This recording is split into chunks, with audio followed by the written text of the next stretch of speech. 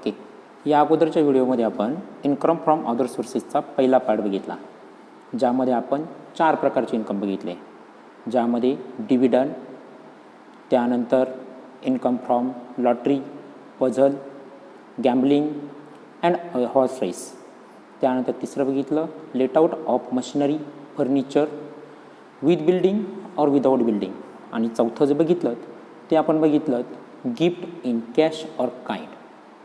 आज आपल्याला पुढचे इन्कम बघायचे आहेत जे इन्कम फ्रॉम अदर सोर्सेसमध्ये कवर होतात. म्हणजे क्रमानुसार आपलं 5 नंबरचं इन्कम सुरू करतो आहोत. 5 नंबरचं इन्कम आहेत आपलं इन्कम फ्रॉम रॉयल्टी. जर त्या व्यक्तीचा रॉयल्टी मिळवणे किंवा रॉयल्टी इन्कम ही त्याचं जर बिझनेस इन्कममध्ये कन्सिडर होत नसेल, म्हणजेच इन्कम फ्रॉम बिझनेसच्या अंडर तो ते रॉयल्टी इन्कम कन्सिडर करत नसेल, तर असं इन्कम फ्रॉम अदर सोर्सेसमध्ये घेतलं जाईल. आता असं इन्कम कुठलं, तर ज्यामध्ये रॉयल्टी इन्कम फ्रॉम क्वेरी म्हणजे खाण, उदाहरणार्थ दगडाची खाण, कोळशाची खाण, चुनखडीची खाण इत्यादी. कारण ह्या ज्या काही खाणी आहेत ह्या मर्यादेपर्यंतच चालतात. ज्यावेळेला तुमच्याकडचा डोंगर संपेल तेवढा ॲटोमॅटिकली डोंगराची खाण तुमची बंद होईल. म्हणून अशा खाणीतनं मिळणार उत्पन्न हे त्या व्यक्तीचं बिझनेस इन्कम होईल असं नाही. त्यानंतर तुम्ही लँड रॉयल्टीने दिलीत तर असं इन्कम हे तुमचं बिझनेस इन्कममध्ये कन्सिडर करण्याऐवजी ते इन्कम फ्रॉम अदर सोर्सेसमध्ये कन्सिडर केलं जाईल. आता यामध्ये याच्यावरची टॅक्स लायबिलिटी कशा प्रकारे चार्ज केली जाते. हे जे काही रॉयल्टी इन्कम आहेत अशा मिळणाऱ्या रॉयल्टी इन्कममधनं तुम्हाला रिजनेबल एक्सपेन्सेस, उदाहरणार्थ ते रॉयल्टी कलेक्ट करण्यासाठी तुम्ही कोणी मॅनेजर ठेवलेला आहे त्याचं रेम्युनरेशन किंवा त्याला दिलेले चार्जेस, असे चार्जेस तुम्ही त्यातनं डिडक्ट करू शकता. असे जे काही रिजनेबल एक्सपेन्सेस आहेत हे या इन्कममधनं डिडक्शनचा अधिकार आहेत किंवा ते एक्सपेन्सेस परमिजेबल आहेत. उदाहरणासाठी आपण इथे बघितलेलं आहे की आपल्याला रॉयल्टी मिळाली आहेत 80,000 रुपये स्टोन क्वेरीकडनं, म्हणजे दगडाच्या खाणीचे. त्यातनं आपण कलेक्शन चार्जेस आपला खर्च झालेला आहे 5,000 रुपये. म्हणजेच मिळालेल्या 80,000 रुपये इन्कममधनं 5,000 रुपये आपला खर्च वजा जाता आपलं टॅक्सेबल इन्कम 75,000 रुपये झालेलं आहे. ठीक आहे. त्यानंतर पुढचं जे इन्कम आहे ते आहे डायरेक्टर फीज. डायरेक्टर, कुठल्याही कंपनीचा डायरेक्टरला मिळालेली डायरेक्टर फीज ही फुल्ली टॅक्सेबल आहे. का?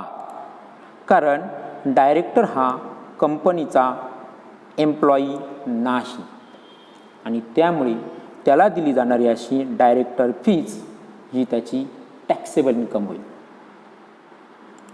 त्यानंतर आहेत agriculture income from outside India.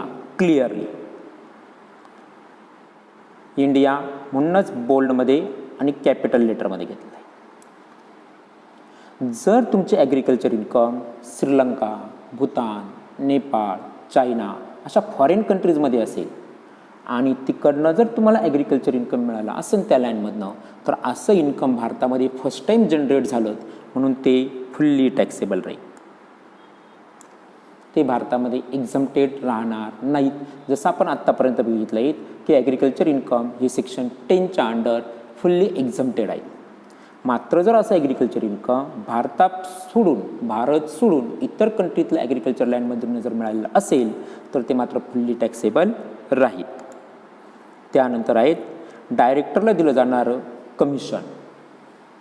जर डायरेक्टर हा आपल्या बँकेतनं घेतलेल्या लोनसाठी जर गॅरंटर राहत असेल आणि अशा गॅरंटी पिरियडसाठी किंवा असं गॅरंटर म्हणून राहण्यासाठी आपण जर अशा डायरेक्टरला काही कमिशन देत असू तर असं इन्कम हे फुल्ली टॅक्सेबल राहील. बघा, जर डायरेक्टर कंपनीला आवश्यक असलेल्या लोनसाठी एखाद्या बँकेकडे जर गॅरंटर म्हणून राहिलात कंपनीसाठी, तर त्यासाठी जर त्या डायरेक्टरला आपण काही कमिशन दिलेलं असेल तर असं कमिशन ह्या डायरेक्टरचं फुल्ली टॅक्सेबल राहील आणि ते इन्कम फ्रॉम अदर सोर्सेसमध्ये कन्सिडर होईल. जर आपल्याकडे जसं कंपनी ज्यावेळेला शेअर्स विकायला काढते त्यावेळेला, म्हणजेच IPO काढते त्यावेळेला आपल्याला आपले जे काही ब्रोकर्स आहेत त्यांच्याकडनं अंडरटेकिंग केली जाते म्हणजे आपल्याला अंडरटेकरची गरज असते की जर मार्केटमध्ये आमचे शेअर जर पूर्णपणे पब्लिकने विकत घेतले नाहीत तर असे लोक आपले शेअर्स विकत घेऊन आपल्याला सपोर्ट करत असतात. जर असा सपोर्ट जर आपल्या डायरेक्टरने केलात आणि त्यांनी जर असं अंडरटेकिंग आपल्या शेअरचं अंडरटेकिंग केलं नवीन प्लांट उभारण्यासाठी किंवा नवीन कंपनी स्थापन करण्यासाठी, तर अशा अंडरटेकिंगसाठी जर आपण कंपनी जर त्यांना काही कमिशन देत असेल, कारण दुसऱ्या कोणी शेअर मार्केटमधनं जर कोणी अंडरटेकर जर तयार झाला तर त्यांनासुद्धा आपल्याला त्याच्यावरती कमिशन द्यावं लागतंच. जर अशी जागा जर त्या डायरेक्टरने घेतली किंवा असं काम जर त्या डायरेक्टरनेच करून दिलं, आपलं सोय करून दिली, तर त्याला दिलं जाणारं कमिशन हे फुल्ली टॅक्सेबल राहील आणि ते इन्कम त्या डायरेक्टरच्या दृष्टीने इन्कम फ्रॉम अदर सोर्सेस राहील.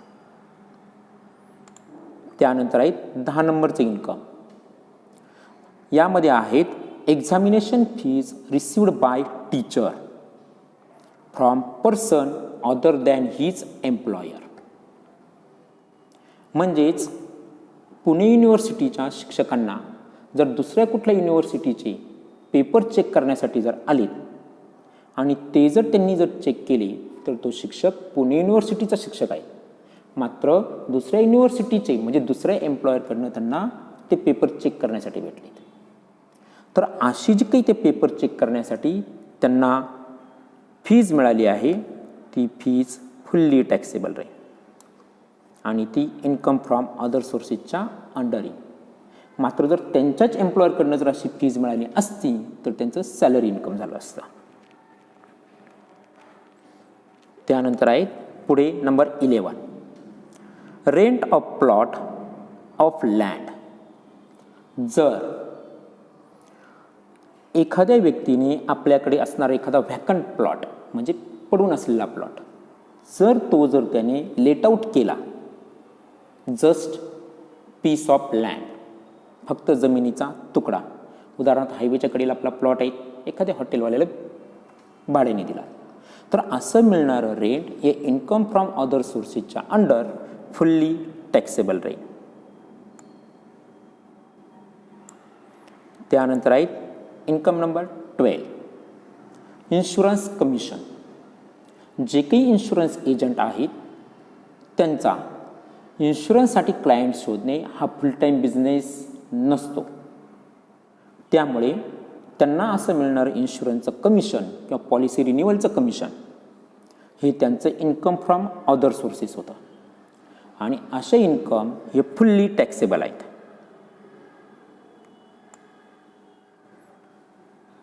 हे इन्कम त्यांचं फुल्ली टॅक्सेबल राहील. त्यानंतर आहेत salary and remuneration received by MP member of parliament and MLA member of legislative assembly. MP म्हणजे खासदार, MLA म्हणजे आमदार. ह्या लोकांना मिळणारी सॅलरी किंवा रेम्युनरेशन, मुळातच MP आणि MLA हे शासनाचे नोकर नाही, ते लोकांचे प्रतिनिधी आहेत, त्यामुळे त्यांना दिली जाणारी अशी सॅलरी किंवा रेम्युनरेशन ही त्यांचं सॅलरी इन्कम होऊ शकत नाहीत. त्यामुळे असं इन्कम हे त्याचं इन्कम फ्रॉम अदर सोर्सेसमध्ये कन्सिडर केलं जाईल आणि अशी मिळणारी सॅलरी किंवा रेम्युनरेशन ही फुल्ली टॅक्सेबल राहील. मात्र त्यांना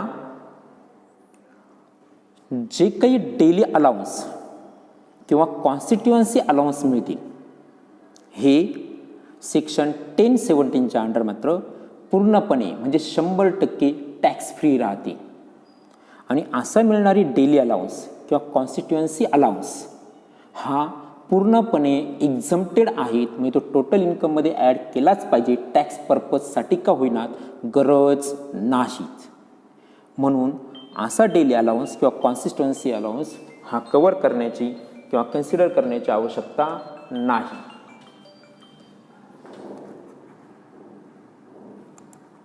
त्यानंतर आहेत फॅमिली पेन्शन. फॅमिली पेन्शन म्हणजेच जी काही सॅलरीड एम्प्लॉईड व्यक्ती आहे त्या व्यक्तीची रिटायरमेंट झाल्यानंतर जी काही त्याला पेन्शन मिळते आणि त्याच्या डेथनंतर तीच पेन्शन त्याच्या वाईफकडे ट्रान्सफर होते. पण अशी त्यांच्या वाईफकडे ट्रान्सफर होत असताना ती 50%ने ट्रान्सफर होते. अशी जी काही फॅमिली पेन्शन आहेत ही कशा प्रकारे टॅक्सेबल होते ते पुढील प्रमाणे दर्शवले जाते. कशी बघा, जी काही फॅमिली पेन्शन म्हणजे एम्प्लॉईची डेथ झाल्यानंतर त्यांच्या वाईफला भेटणारी पेन्शन, अशी जी पेन्शन मिळाली आहेत किंवा मिळते आहेत ती त्यातनं लेस करण्यासाठी तशा म्हणाल तर 2च कंडिशन, पण एक्सप्लेनेशन व्यवस्थित व्हावं म्हणून मी या 3 पार्टमध्ये विभागले आहेत. नंबर 1, मिळालेल्या पेन्शनच्या 1/3 पार्ट,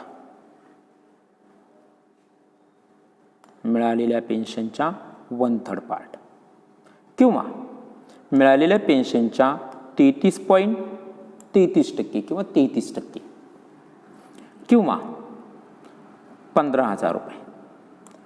जी रक्कम मिनिमाइज असेल त्याचं तुम्हाला डिडक्शन मिळेल सेक्शन 57च्या अंडर. असं डिडक्शन वजा केल्यानंतर जे काही इन्कम शिल्लक राहील ते इन्कम टॅक्सेबल होईल. उदाहरण घेऊया. सपोज एखाद्या फॅमिलीला 1,00,000 रुपये पेन्शन मिळते वर्षाला, फॅमिली पेन्शन. त्यामध्ये 1/3 पार्ट म्हणजे 33,000 रुपये जनरली बघू, किंवा 33% म्हणजे सुद्धा 33,000 रुपये किंवा 15,000 रुपये. या 3 ऑप्शनमध्ये पहिला ऑप्शन आला 1/3 पार्ट 33,000, 33%, 33,333 आणि थर्ड पार्ट आला 15,000.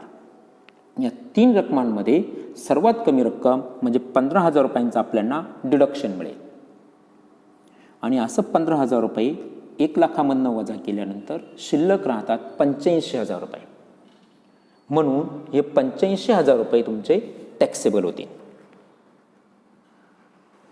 त्यानंतर 15 नंबर म्हणजे 15 नंबरचा आपला हेड आहे, interest on employees contribution to unrecognised. आपण सॅलरी इन्कम बघत असताना अनरिकग्नाइज्ड प्रॉव्हिडंट फंड बघितलेला आहे.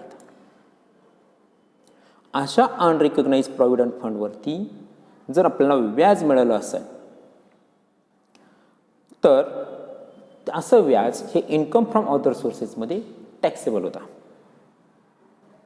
कधी?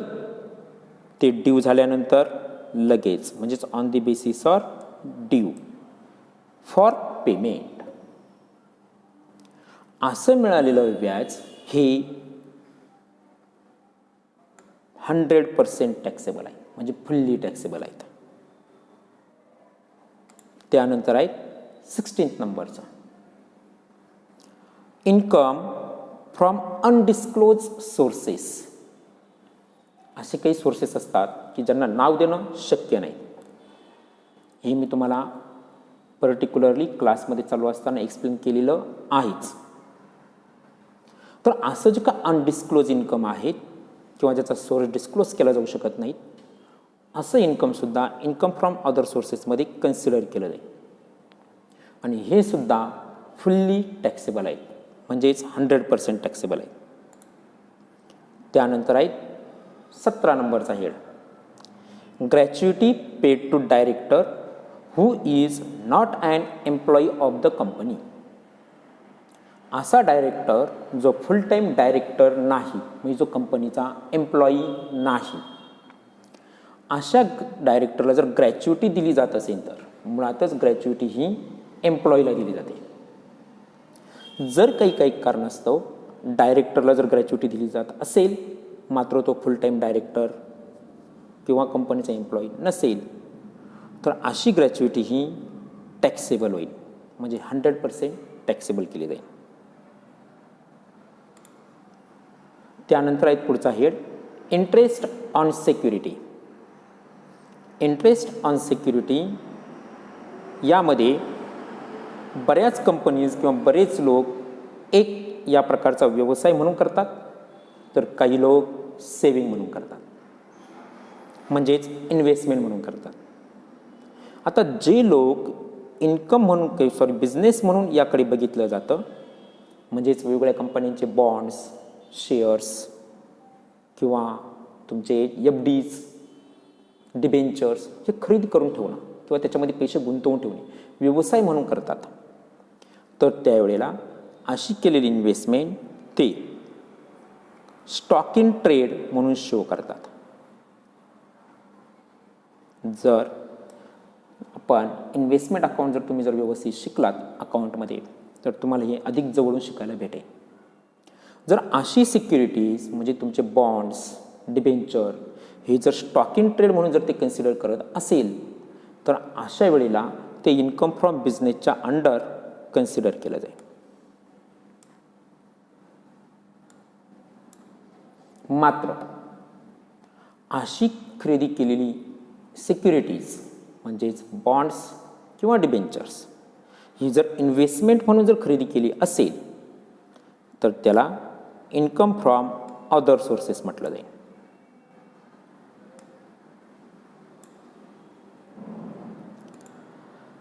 मग आता या इंटरेस्ट ऑन सिक्युरिटीजमध्ये ह्या सिक्युरिटीज कोण विक्रीस काढतं व कशा असतात?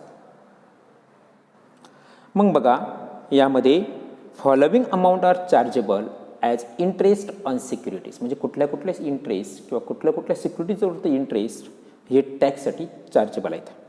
Number 1, interest on security of the कोणाच्या? सेंट्रल गव्हर्नमेंटने इश्यू केलेली सिक्युरिटीज, बॉन्ड्स असतील किंवा डिबेंचर असतील.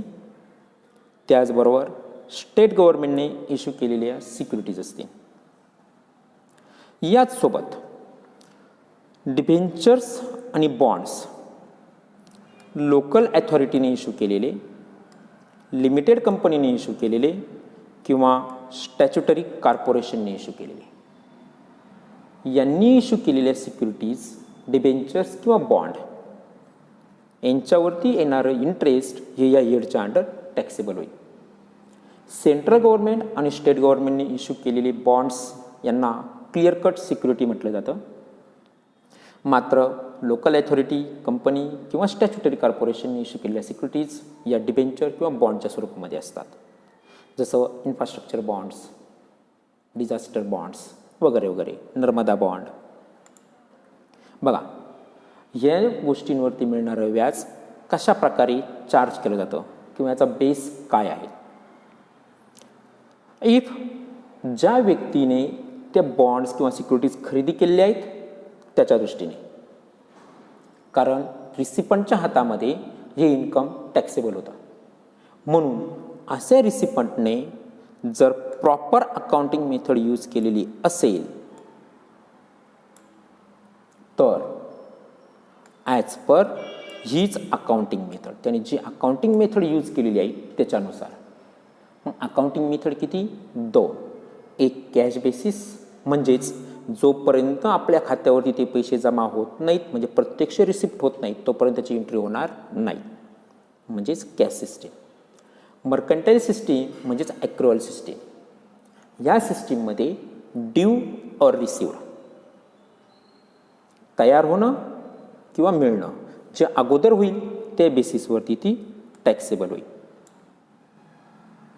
जर त्या SAC किंवा तो रिसिपंट अशी कुठलीही प्रॉपर मेथड अकाउंटिंगची यूज करत नाही तर अशा वेळी त्या देय रकमेवरती म्हणजे ड्यू बेसिसवरती ते इन्कम म्हणजेच इंटरेस्ट ऑन सिक्युरिटी टॅक्सेबल होईल.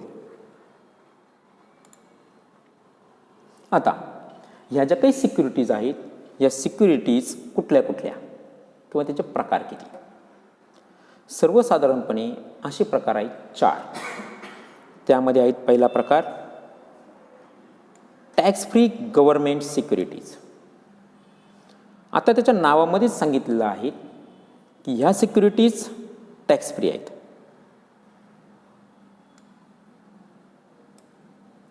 मग अशा जे काही सिक्युरिटीज आहेत ह्या added to the total income, हे जे काही व्याज आहे ह्या व्याजाची रक्कम मात्र टोटल इन्कममध्ये ॲड केली जाईल.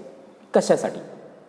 तर सपोज एखाद्या व्यक्तीचं इन्कम 5 लाख रुपये आहेत 5 लाख रुपयांच्या पुढे गेली जर त्याचं इन्कम जात असेल तर टॅक्स रेट त्याचा वाढणार आहे. आता हे जे काही 5 लाख रुपये उत्पन्न आहेत हे टॅक्स फ्री गव्हर्नमेंट सिक्युरिटीजच्या व्याजाचे उत्पन्न हे या 5 लाख रुपयामध्ये ॲड नाही आहेत आणि असं मिळालेलं व्याज हे 25,000 रुपये आहेत. मग या टोटल इन्कममध्ये 5 लाखामध्ये ते 25,000 रुपये ॲड केले जाते. त्यामुळे अर्थातच त्याचं टोटल इन्कम 5,25,000 रुपये दिसेल. म्हणजे 5 लाख रुपयांच्या पुढच्या स्लॅबमध्ये तो ॲटोमॅटिकली कन्वर्ट होईल.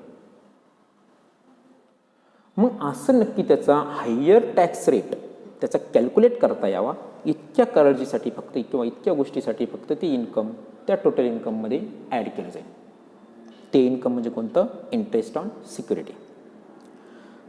टॅक्स कॅल्क्युलेट केल्यानंतर जे काही तुमचं टॅक्स फ्री इन्कम म्हणजे इंटरेस्ट ऑन सिक्युरिटी आहेत त्याच्यावरचा ॲव्हरेज रेटने टॅक्स कॅल्क्युलेट केला जाईल आणि असा टॅक्स त्या टोटल इन्कमवरती आलेल्या टॅक्समधनं लेस केला जाईल. जे आपण कॅल्क्युलेशन ऑफ टोटल इन्कम आणि टॅक्स लिबिलिटी या पार्टमध्ये बघणार आहोतच. ते वजा केलं जाईल म्हणजेच अर्थातच त्याचा तुम्हाला रिबेट मिळेल. लक्षात घ्या, सपोज एखाद्या व्यक्तीला 5 लाख रुपये इन्कम मिळालेलं आहे, त्याचं इंटरेस्ट ऑन सिक्युरिटीवरचं 25,000 रुपये इन्कम ॲड झालं, त्यामुळे त्याचं टोटल इन्कम 5,25,000 रुपये झालं. 2.5 लाख रुपयांपर्यंत आपल्याला टॅक्स माफ आहेत.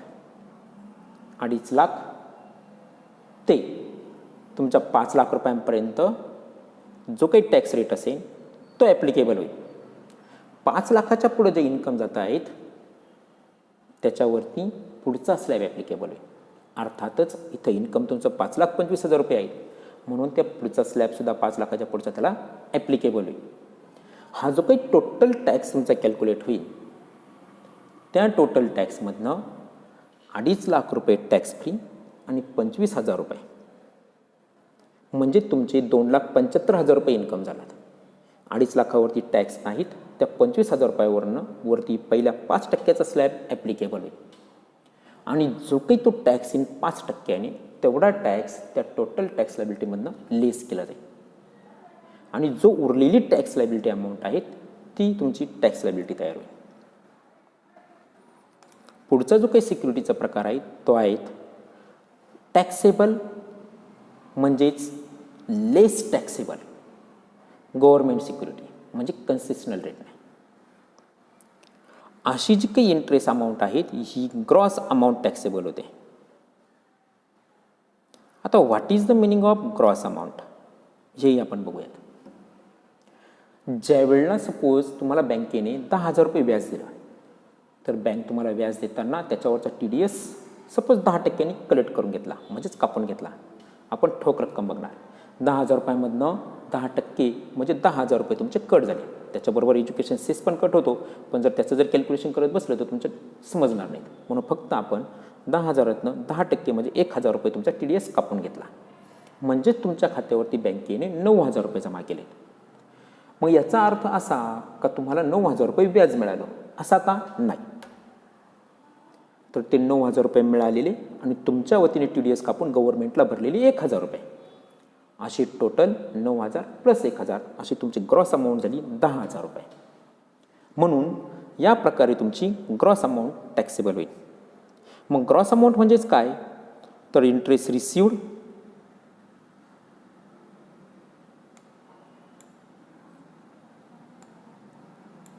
किंवा credited to bank account plus त्यालाच नेट अमाऊंट असंही म्हणतात प्लस त्याच्यावरचा कापून घेतलेला TDS.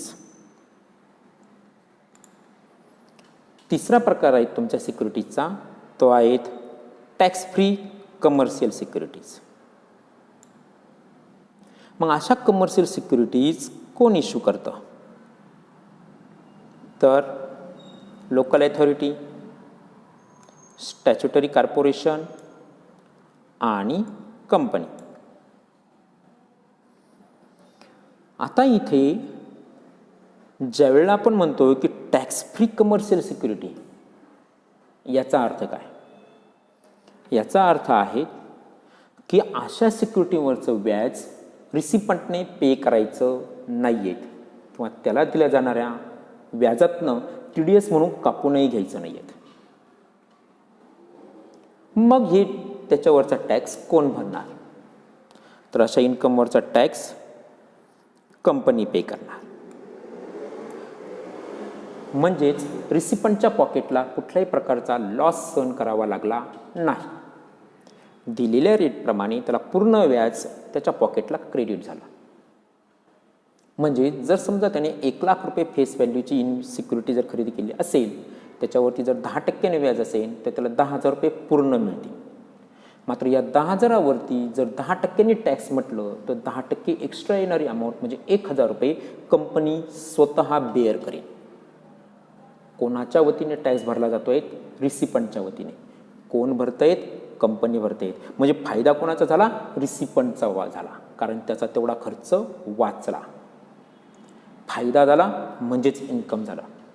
मग अशा वेळी ही रक्कम किती टॅक्सेबल होईल? 10,000 की याच्यासाठी कंपनीने पे केलेले 1,000 त्याच्यामध्ये प्लस म्हणजे 11,000? बघूयात. तर अशा वेळेला त्याचे पूर्णपणे 10,000 प्लस ते 1,000 असे टोटल 11,000 त्याचे टॅक्सेबल होते. त्यानंतर आहेत पुढचा प्रकार, चौथा.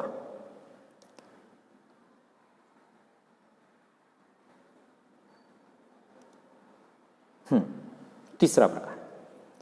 इथे सिक्युरिटीवरचा सर्व टॅक्स कंपनी पेड करत असल्यामुळे त्याच्या दृष्टीने मिळालेलं व्याज आणि कंपनीने पेड केलेला टॅक्स असे टोटल 11,000 त्याचे टॅक्सेबल होते. आपण आता बघतोय चौथा प्रकार, टॅक्सेबल किंवा लेस टॅक्सेबल कमर्शियल सिक्युरिटी.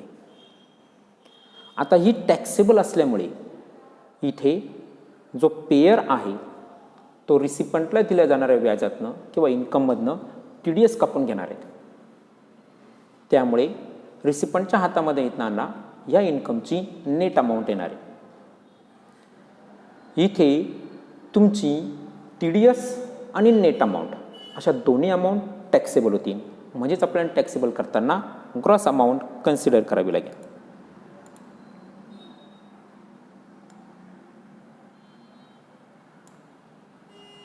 त्यानंतर इथपर्यंत आपण बघितल्या सिक्युरिटीजचे प्रकार.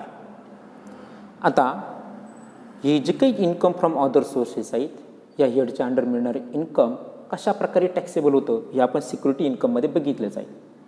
सेम ॲज किंवा त्याच प्रकारे एक्सप्लेनेशन आहेत, फक्त इथं आपण या स्लाईडमध्ये आणखीन विस्तृतपणे बघतो आहोत. हे जे काही इन्कम मिळत आहेत हे TDS डिडक्ट केल्यानंतर रिसिपंटला मिळत आहेत. म्हणजेच हे income subject to deduction of TDS आहेत.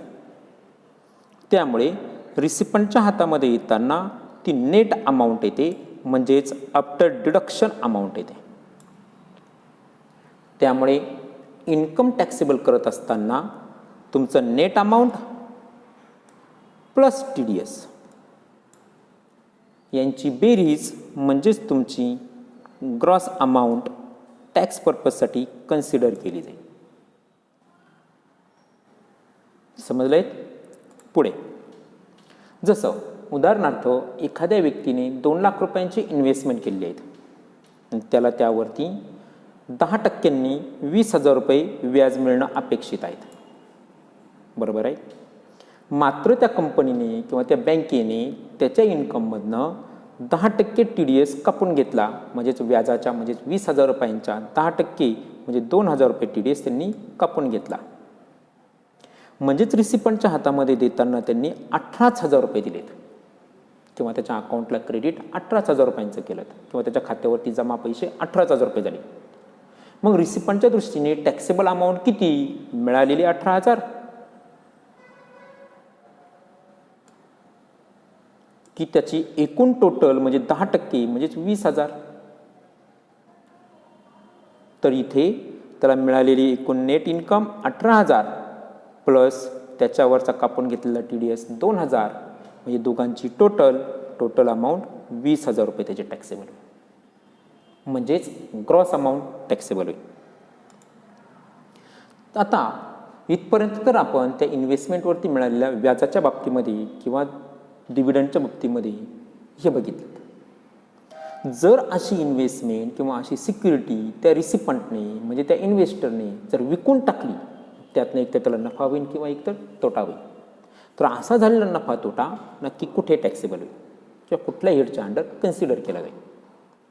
जर अशी सिक्युरिटी ही जर त्या व्यक्तीने स्टॉक इन ट्रेड म्हणून कन्सिडर केलेली असेल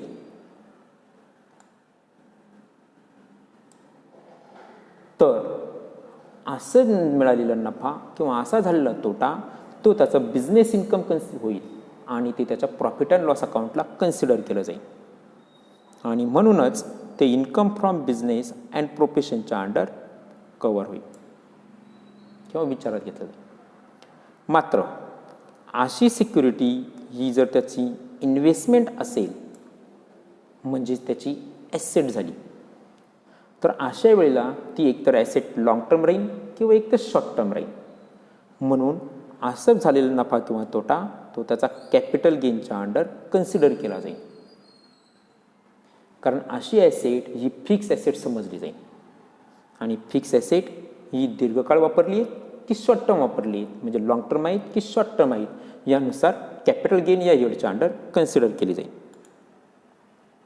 आता इथे कुठले कुठले एक्सपेन्सेस या हेडच्या अंडर आपल्याला डिडक्शन म्हणून घेतले जात नाहीत किंवा या इन्कम फ्रॉम अदर सोर्सेसमधनं वजा केले जात नाही.